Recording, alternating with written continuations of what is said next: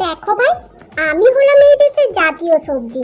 ভর্তা, ভাজি, তরকারি সবখানে আমার অবদান। আমি নেই তো কিছুই নেই। আমি হচ্ছে রান্নাঘরের মেইন উপাদান।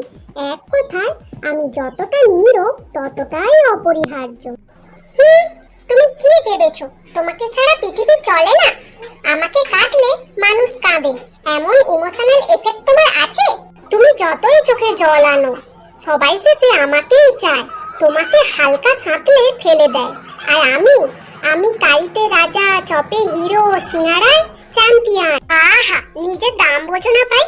আমার দাম বাড়লে সরকার কাঁপে, সংবাদে হেডলাইন হয়, আর পেঁয়াজের ঝাঁঝে জনজীবন বিপর্যস্ত।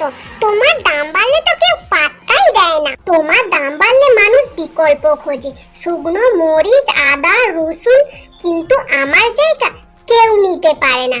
আমি হলাম একাই 100। সেদ্ধ, ভাজি, চপ, সিঙ্গারা, ফ্রেঞ্চ ফ্রাই, না জানি আরো কত কি। আচ্ছা বলো তো, কোনো খাবার আমায় ছাড়া রান্না হয়, রুচি করে? তুমি তো সাদা মাঠা, একটুও ঝাঁঝ নেই, একটু রসুন আদার গন্ধও নেই। তোমার স্বাদ তো আমাকে ছাড়া জমে না ভাই। তুমি একটু তেল মশলা পেলেই কান্নাকাটি শুরু করে ফেলো। আর আমি মাটির নিচে জন্মাই, তাও মানুষের মন জিতে নিয়েছি। মাটির নিচে থেকেও আমি মহারাজা।